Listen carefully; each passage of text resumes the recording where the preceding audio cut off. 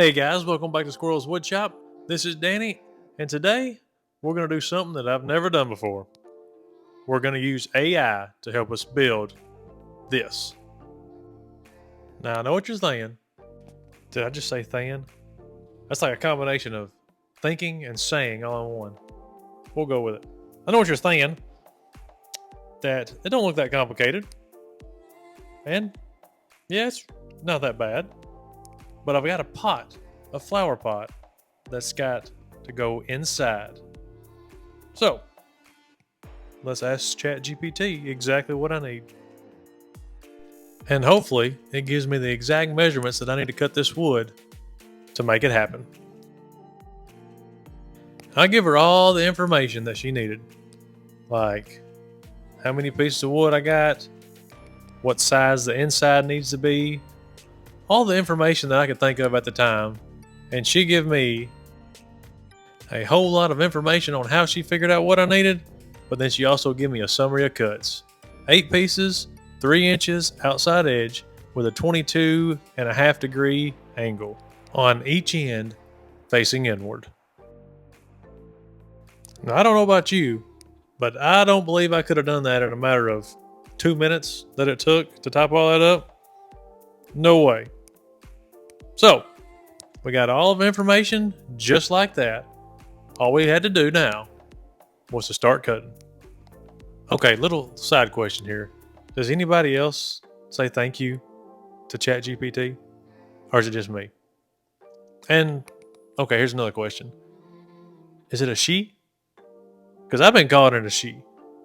Maybe it's because all the females that are around me are a lot smarter than me, and I just associated that with being a woman. I don't know. But I told her thank you and wish me luck. I mean, let's be honest. I could use all the help I can get.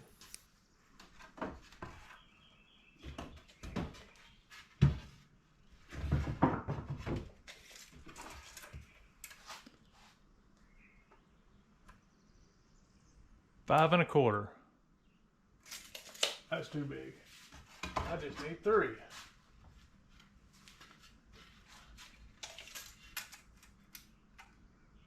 $3.25. That'll be good enough. Ought to be good enough, huh? I mean, it did say all I needed was 3 inches outside to outside.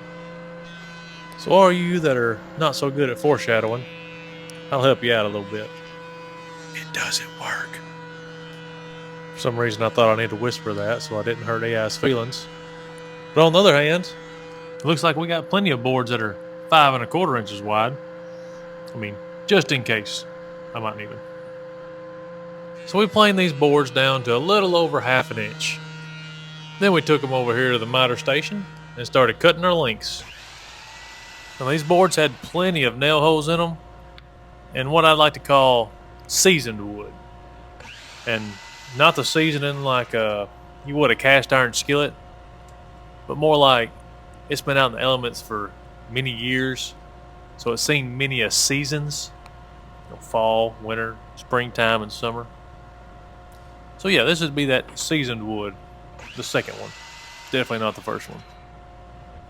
Now I did not ask AI how long I needed these to be, but I think I might have this one in the bag. See, my pots are 6 inches tall, and I got to put a bottom in that's going to be 1/2 inch thick. So, 6 plus 1/2, 6.5. I got it. I can do that without the help of AI. And that brings us right on over to the table saw. So we made sure to put our blade at 22.5 degrees as AI suggested. And we just barely skimmed the side to where it went all the way to the top. And then we'll measure over our 3 inches that we needed for our outside dimensions and cut it on the opposite side. But right after I got all these cut on one side, I realized I made a mistake. I forgot to tell AI one important ingredient that it needed to make this actually work and give me the proper measurements.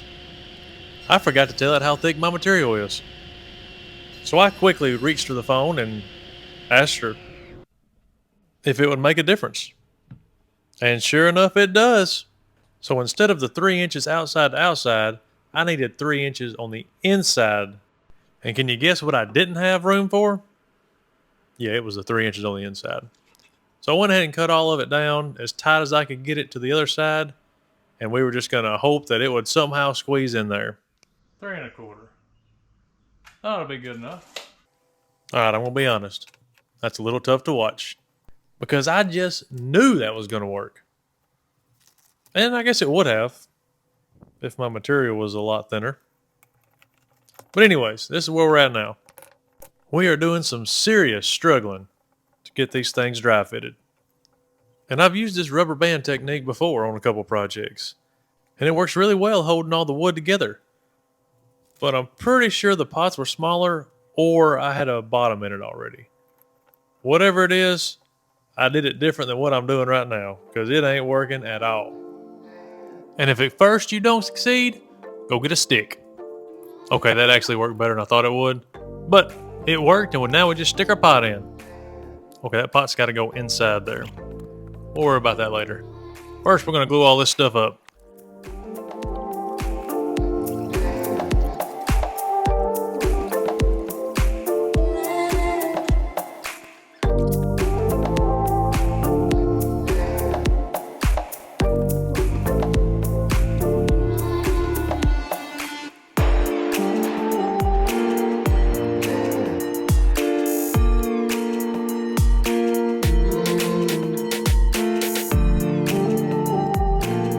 We got them all glued up, and while we wait for them to dry, we needed to make sure the manager approved. I think we're good so far. So now it's time to start on our bottom. We're going to use the same material that we used on the sides, except we might actually get those 5 1/4 boards this time. Now we're going to use the exact steps we just got through using to clean these boards up, but this time we're going to see how fast we can do it.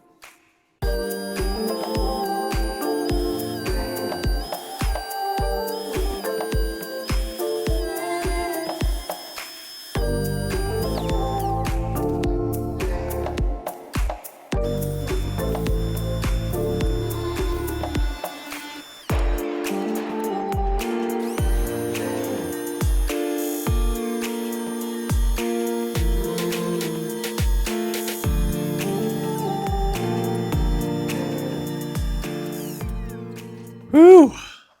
But you, that wore me out. So here's our fix for getting the pot to fit inside there. We're going to cut this out and use it as a router template. Now, have you ever done something and just sit back and say, what'd I do that for? Yeah, me neither. But one day I'm going to need a perfectly round circle, and now I'm going to have one. I just don't need it on this project. I need the other side. So then I went and grabbed the other piece out of the scrap bin, put some CA glue on it, and placed it on top. Then used a router to cut out what should be the right size for our pot to sit in there. Now I want the pot to sit flush with the top of the planter. So on my first cut, I got all the material out of the way, but just a little bit. And then on the second pass, I kind of fine-tuned it where it was sitting perfect with the top of the planter. We got that all cut out, and all we had left was to put a bottom in this thing. To do that, all we had to do was set our planter on top of this here wood, take a pencil, and mark the inside of it. Then we took it over here to the scroll saw and cut it out. Now, we didn't exactly get perfect on our lines. We just got pretty close. Then we'll use a sander to really get it dialed in on what it needs to be.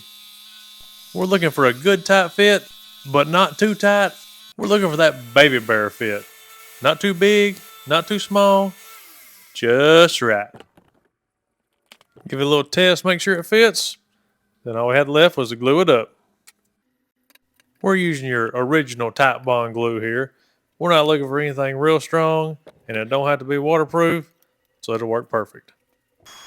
So while the glue was setting up, we went ahead and took our rubber band clamps off and started the sanding process. We're also going to round these edges over a little bit because right now they're looking sharp and, well, incomplete. All right, so you can see just how rounding those edges made a big difference in the look. of these pots. And that's what we're going for. So with everything sanded, there was just 2 more steps we had to do. The first one, well, it needed some feet. And I found just the material for the job. See, the kids, they've been doing some, well, pretty intense gardening these days. And, yeah, they broke a hoe. So this is the handle off the hoe. And while it may not be helping them much in the garden anymore, maybe it can handle the planter. See what I've done there? You know, as a handle on the hoe. Anyways, we got all that done, and then we put a hole in the bottom for any kind of drainage it might have, and then we put the clear coat on. Now this is going to do 2 things. It's really going to bring out the character in this wood, and the second one, it's going to protect it. But I guess the big takeaway from this is, can AI really help you in the woodworking shop? And I believe it can, as long as you enter all the information that it needs. If not, you'll be fixing it like I did. But anyways, guys, if you've made it this far, thanks for watching. And if you liked it, well, hit that like button. And if you want to see more stuff like this, go ahead and hit that subscribe button. We'd really appreciate it. But to finish off this video, we're going to have the kids show you what they did to plant these plants of theirs in these pots and installing their brand new planters.